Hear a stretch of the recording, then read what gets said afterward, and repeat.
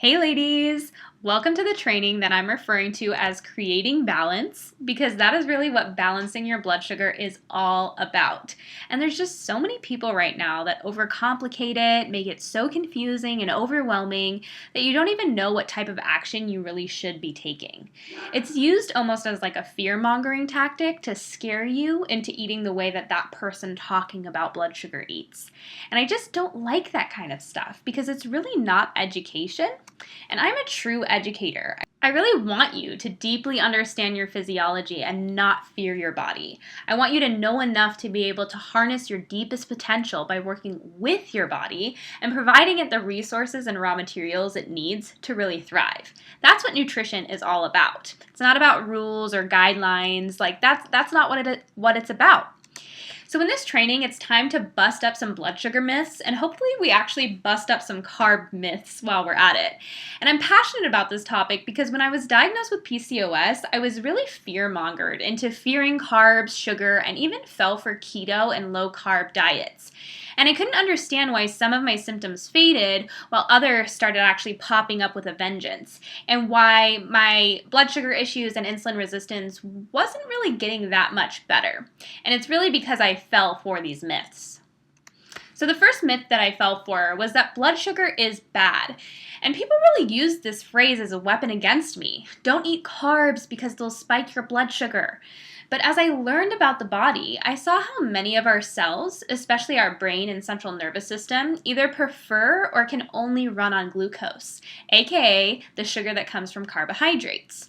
And I thought to myself, blood sugar can't be bad if it needs to gently rise in order to get my body the fuel it needs. And if it's so bad, why do I feel so horrible when my blood sugar drops so low?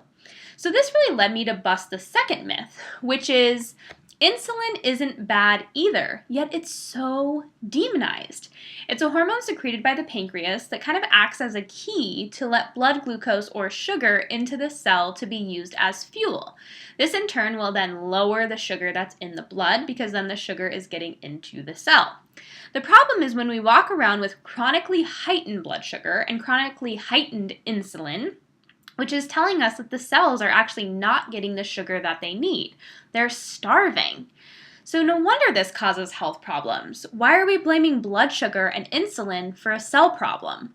And this leads me to the final myth, which was that insulin resistance is caused solely by eating too many carbohydrates. But the thing is insulin is going to get secreted regardless of if we eat carbs or not. It is required to let glucose into the cells, whether the glucose comes from the food you eat or something else, which we'll actually talk about a little later. In fact, protein causes the pancreas to secrete more insulin than carbohydrates do. But you don't see people being told to go on a low protein diet when they're insulin resistant. The fact is, the problem is not the insulin secretion.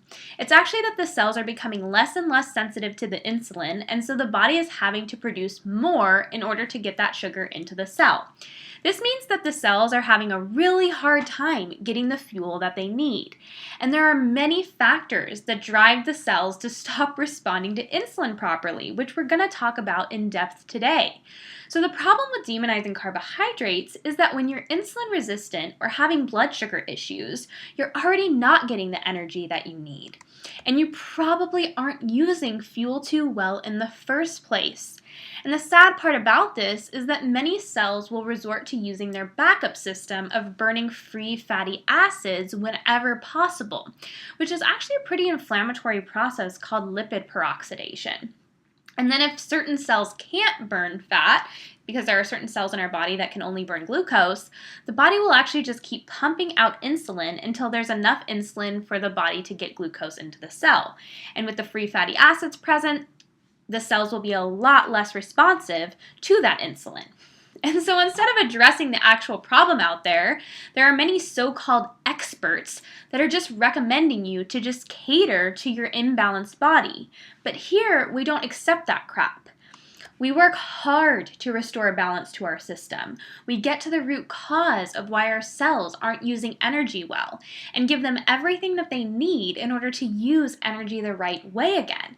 That's really what my whole job is. I really want to teach you how to, instead of cater to a body that's imbalanced, to actually get to the root cause and fix it. I don't promise you that this is an easy process. It's not like the quick fixes or the band-aid approaches that you're used to hearing about from the people preaching at you. But I encourage you to finish out this training, listen to what I have to say, and jot down some notes and trust your gut to see if anything that I talk about today resonates. So today we're going to dive in and talk about how to use energy better. Grab a notebook if you like to take notes, and remember you can reference back to this whenever you want, so don't let yourself get too overwhelmed. Just pay attention to whatever info jumps out and grabs you, and come back later if you want more.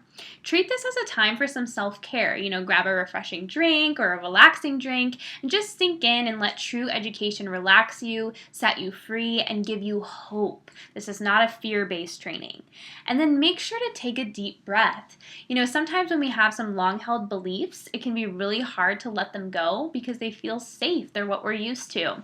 But to learn what is true, we sometimes have to unlearn what is untrue. So just kind of keep that in mind. If things kind of feel triggering or they don't really make sense, it's okay. Just lean into that and think about it, marinate on it. It'll make sense soon. So this training is called Creating Balance because mastering your blood sugar is not about controlling or pushing it down or taking shortcuts just so we will get it under control or get a certain lab number. It's actually about creating balance and stability within the body and treating both our food and the environment that we're in as information that tells our body it's okay to use fuel properly. Blood sugar will actually always be dynamic, and if you don't know what that means, dynamic means it will always shift and change. It can never stand still. It's not something that remains completely frozen, which a lot of people are confused about when somebody says stable blood sugar. Stability does not mean frozen, which again is something that these experts, quote unquote experts, do not understand. So here, let me actually show you an example. So when we eat a meal that contains carbohydrates, proteins, fats, our digestion will actually start to break it down, and these are going to be secreted into the bloodstream to do their job. The body's going to take them and put them to where they need to go. So we have incoming blood sugar from our food. The carbs are going to be broken down into glucose, which go into our bloodstream to be absorbed by our cells, and therefore your blood sugar should naturally rise after a meal. It's normal for it to naturally and gradually rise after a meal. You'll see this on the screen. There's a gentle, gradual rise where the arrow is. And this will actually communicate to your pancreas that it needs to secrete some insulin. Remember that blood sugar lowering hormone that everyone acts like is the big bad wolf? And that insulin is going to act like a key. And then as insulin does its job, your cells are going to get the glucose that they need so they can keep generating ATP or energy, and you feel satisfied and energized again. Now I want to bring your attention over to the right. You'll see that I drew a straight white line on the screen. I want you to see this to understand that if our blood sugar never moved, each body would have a place that it likes to stay. There's always kind of going to be a certain amount of sugar that will remain in the blood to create stability in the body. But remember, blood sugar is dynamic, and so even though we have this sweet spot that our body likes to stick around, we will never be frozen in time. Blood sugar will kind of naturally stick around a sweet spot, but it's never going to be constantly the same. And so you'll notice that as our body starts to fall below the sweet spot, it will start to let you know and say, hey, I need some fuel. Usually this will look like gradual hunger, but then if you ignore your gradual hunger, it will get louder, and we'll actually talk about this more in a second. So you're hungry, body needs fuel, but as you nourish yourself and you eat again, your blood sugar will gradually go back up and the process happens again. And this is what healthy and stable blood sugar means. You'll notice that the body works really hard to maintain a level of stability while still remaining dynamic and able to respond at a moment's notice to anything that enters our environment. It sticks around its healthy sweet spot and is self-maintaining as long as we know how to listen to its signals. But here lies the problem. Most women are not maintaining this sweet spot. They are not actively working to maintain this or listen to their bodies, and instead are actually living their lives on the roller coaster of this big fat disaster that you see right here. Because one of the simplest rules of blood sugar is what goes down must come back up. Let me say it again. What goes down must come back up, or you would die. And so does this, what I put on the screen right here, look like stability to you? Does this look like safety? Does this look like consistency? It all starts when we start with yo-yo dieting, under-eating, over-exercising, intermittent fasting, going long periods without eating. And every time the body swings to one of these far sides of this pendulum, it actually has to do something about it to keep itself safe. And you know how it solves problems? By using your nutrients and your minerals to manipulate your hormones so they can tell your cells how to respond to this threat to its survival. So you got hormone problems? Of course you do, because your body needs that insulin to get sugar into the cells quick. It needs fuel. And if that high insulin causes high testosterone or inflammation along the way, why are you blaming the insulin? It's not the insulin's fault. Or why are you blaming the adrenals that are pumping out catabolizing hormones, aka hormones that eat your tissues, because your body is trying to save your life? Or why are you surprised when the thermostat of the body, the thyroid, starts glitching, going high and then low, to eventually end up tanked in order to conserve energy because the body's not getting enough? Or when you eventually end up with whacked out reproductive hormones across the board because your body doesn't want to make a baby when there's no safety or no stability.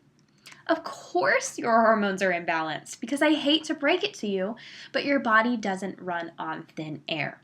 It builds structure using proteins and produces energy using carbs and creates stability and hormones using special fats and requires so many minerals and nutrients to make sure every single job is getting done. And fortunately for you, even if it's not getting what it needs, it does not just give up and die. Nope. It fights for you. And it starts to manipulate your hormones in what you would call a hormone imbalance to make sure that you get the fuel that you need, even if it's not coming into your mouth. So, when your blood sugar drops too low, first, what happens is that your liver will step up to the plate. It will release glucose into the blood slowly or quickly if there's stress, but once the liver runs out of sugar, then the muscles step up to the plate. Muscle glycogen gets released, but remember that the muscles require a lot of fuel to maintain themselves. So this might actually come at a cost to the muscle tissue if it's not immediately replenished. But if you don't have a lot of muscle or you don't regularly fuel yourself well, this is going to run out, and then comes in the adrenals, the adrenal glands. And the adrenals will secrete all types of catabolic hormones, and you can think of catabolic hormones as kind of like hormones of catabolism, or I think of cannibalism. We're literally eating ourselves with catabolic hormones. And mineral corticoids will also be released, which are mineral manipulating hormones to start breaking down the tissues and to be able to tolerate the stress so that you can send these things to the liver to be made into glucose. So, if you're not regularly fueling yourself and are regularly running on empty, letting your body swing super low and then swing super high, like I showed you earlier, these guys are going to fall down on the job because they need certain things to function and store up glycogen. And one of those things is getting adequate carbohydrate and adequate blood sugar on a regular basis. And when they don't have it, you are continuously in a state of breaking your tissues down using adrenal or survival or fight or flight hormones, whatever you want to call them, so they can send the components to the liver, and then the liver can manufacture that glucose for you. This is an extremely stressful and inflammatory process that requires a lot of minerals and a lot of nutrients called gluconeogenesis. And unfortunately, someone that's constantly and consistently eating themselves usually is hurting for nutrients and minerals in the first place. They don't really have a lot to spare.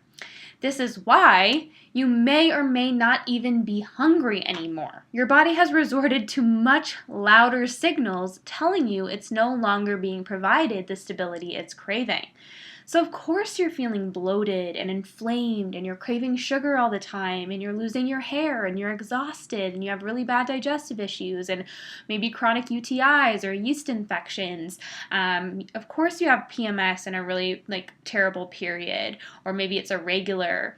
Of course you have a low libido and you have anxiety and your skin is breaking out and you're allergic to a bunch of different foods, or you're sensitive to a bunch of different foods. Of course your body is feeling this way. And for a lot of women, these symptoms are being ignored for too long and eventually will lead to becoming insulin resistant. And so I want to talk about the path to insulin resistance. I want to remind you that it didn't just happen all of a sudden. Remember back when I showed you the extreme ups and downs? A body that was no longer supported to stay around its sweet spot. And a lot of times this starts unintentionally. Maybe you're busy being a mom, or you're working, or you're in school. Maybe you were busy and pregnant or busy and breastfeeding and you relied on a lot of foods that didn't really provide you the nutrients you needed to replenish yourself.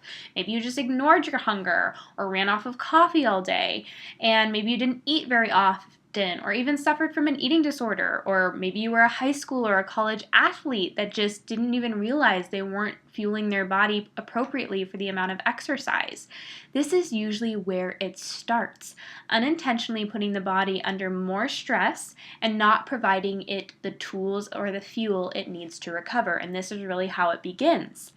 And then you start to notice. Maybe you're starting to get more tired and brain fogged and you're not sleeping well. Maybe you started to lose more hair or you were feeling more anxious, but you never really noticed or cared until you put on some weight. This is often the thing that gets women's attention. They're able to ignore all their other symptoms. Maybe they'll just say, oh, this is just a part of getting old, or this is really common.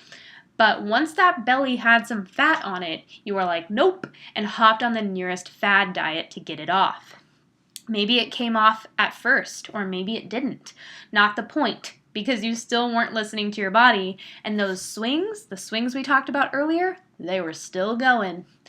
And then you started hitting wall after wall. This is really the time when nothing is working anymore and you're trying everything and it just feels like nothing is working, because now the body has completely lost its stability and safety. It's blown through a lot of nutrients. Adrenal hormones are very high. Metabolism is suppressed.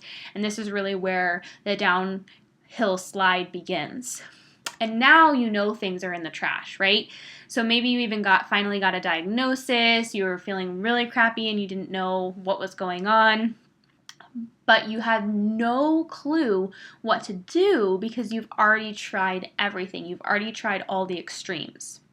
Or maybe you're not there yet and you're taking this training in just the nick of time to save you from having to go on all these extremes. And then, you finally get to the place where your adrenals have really burned through all your blood sugar sensitizing nutrients and minerals, and you get told that you're insulin resistant and you need to go low carb or keto or intermittent fast.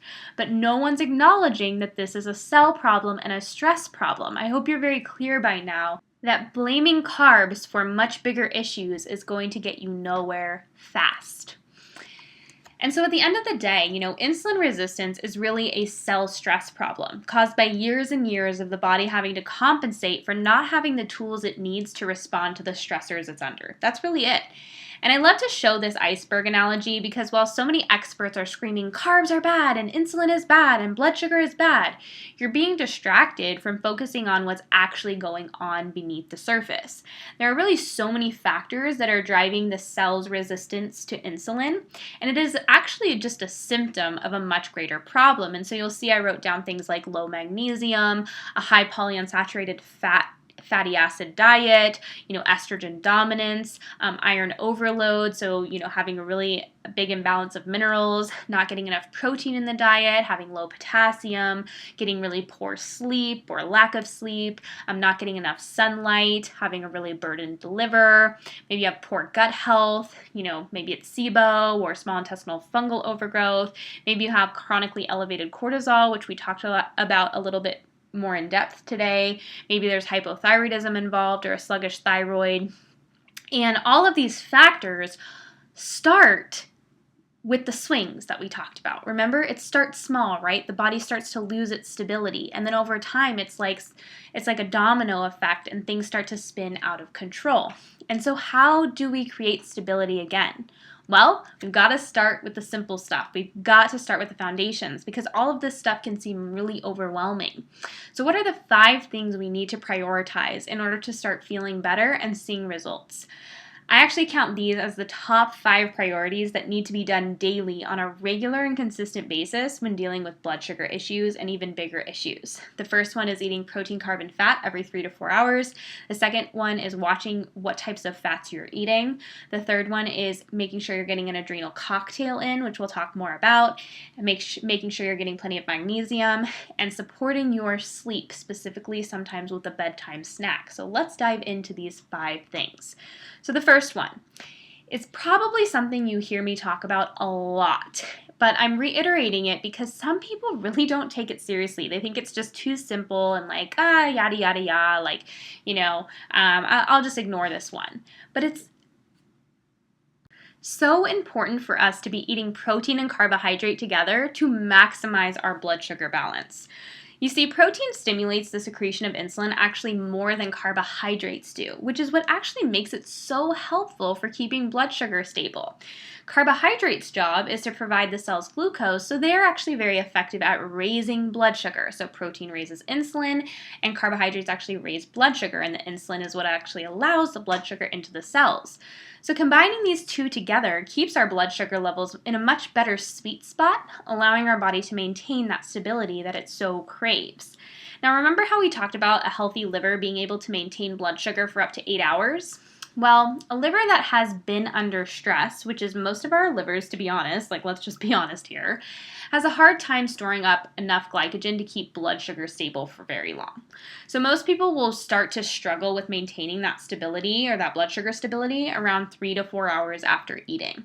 This is why it's really important to be consistent about eating some protein, which usually contains a little bit of fats naturally, and combining that protein with some carbs and have either a moderate-sized meal or a small snack every 3 to 4 hours to manually keep blood sugar balanced. Some examples of this would be like eggs and toast or eggs and sweet potatoes, roast beef slices or ham slices and some fruit, some cheese and some honey, maybe like a chicken thigh and some rice with a little bit of avocado, maybe a steak and a baked potato with a little bit of butter, just kind of keeping that protein and carbohydrate balance in mind. The next thing to be conscious of when trying to create stability in the body is the types of fats you are consuming. Not all fats are created equal, and some are actually much less stable when exposed to light and heat and oxygen than others are. And your body is a hot body, constantly taking in oxygen and constantly exposed to sunlight. So we got heat, oxygen, and light. And then the more stress hormones that our adrenals produce, the more free fatty acids that will enter into the bloodstream. And then the more fatty acids in the bloodstream can actually lead to the cells being less responsive to glucose. So, add in if these are fats that easily oxidize or really poor quality fats, you'll add inflammation into the mix. Oxidation will cause the inflammation, and in the presence of inflammation, the cells will actually become less responsive to insulin and so less able to use glucose. So we really need to eat high quality fats that provide us with fat-soluble vitamins and nutrients and are saturated so they are much more stable inside of our bodies. This is why I actually created the Guide to Polyunsaturated Fats, or the PUFA guide, that came with this training, so you can learn a lot more about what fats to place your focus on. So make sure to download that as well. I also talk all about this in my online course, Fully Nourished, which is a very low PUFA course that has a lot of low polyunsaturated fatty acid recipes and meal ideas. Now moving on to a little adrenal support. So remember how when our blood sugar is not supported, our adrenals are really the glands that take the biggest hit? Well, this will in turn then suppress our thyroid function, just leading to an overall slow metabolism. So the best thing we can do to support this is replenishing those minerals and nutrients that the adrenals use in high amounts, namely sodium, potassium, and whole foods vitamin C, not synthetic ascorbic acid.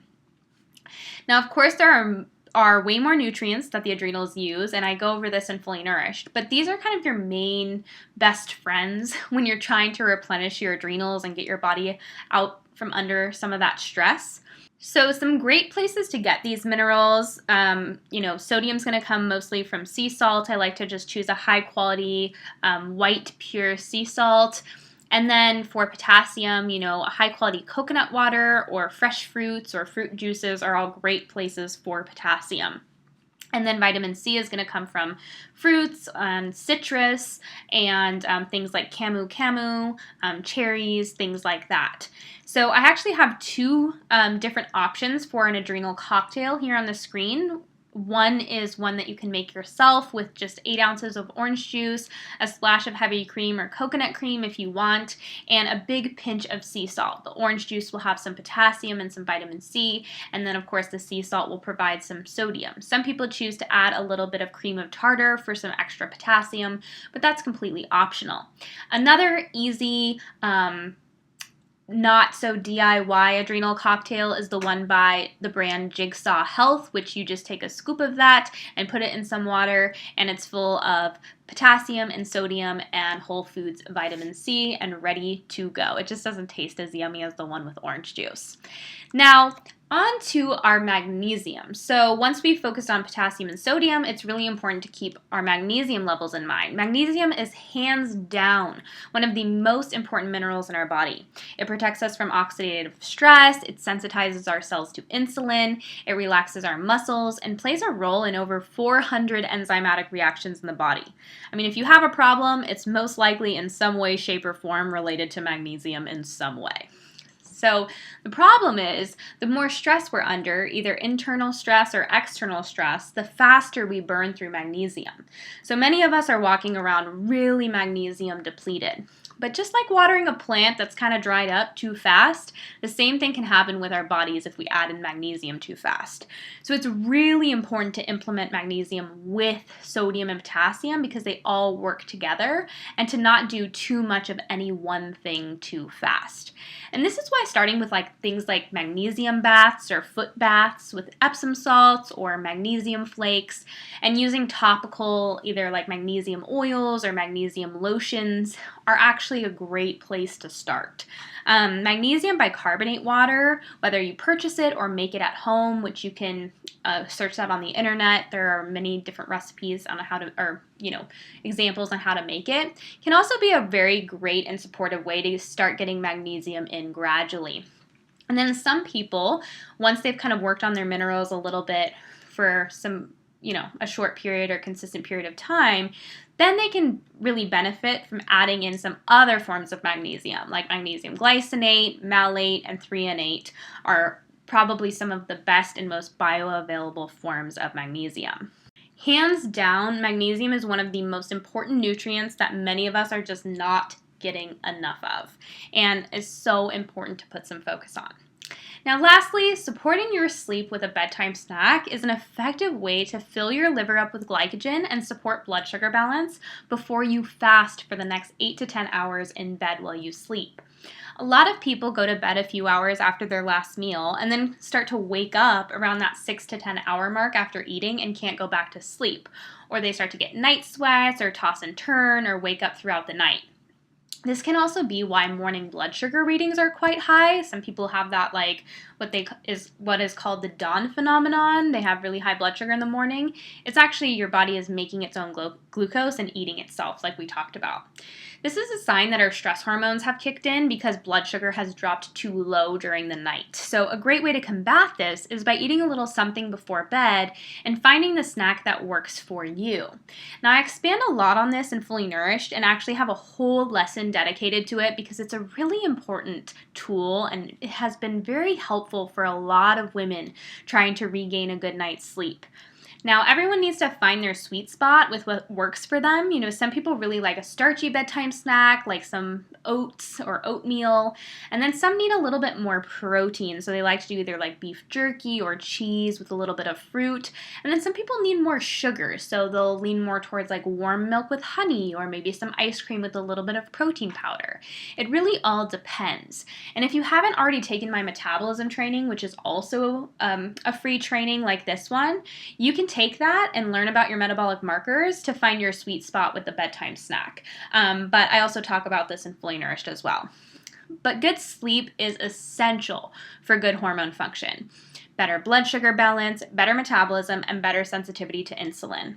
And supplementing yourself to sleep is not the same thing as having naturally supported, really good deep sleep. So once you implement the steps that I talked about in this training, I hope you see incredible changes in your body and see huge changes in how you feel. And if you're ready to take the next step and want a complete blueprint on how to take back your body and use nutrition to harness your hormones, my online course, Fully Nourished, that I mentioned a few times in this training, is where you want to be. It's my hope that you come away from today empowered, not just with more information, which is easily available these days, but with knowledge and empowerment so you can move forward with clarity and action and make wise decisions about your body. So thank you so much for being here and making this investment into your health and body and spending your time doing this. I hope that next time I get the pleasure of speaking into your life, that you're more and more nourished and feeling better than ever. See you soon. Bye.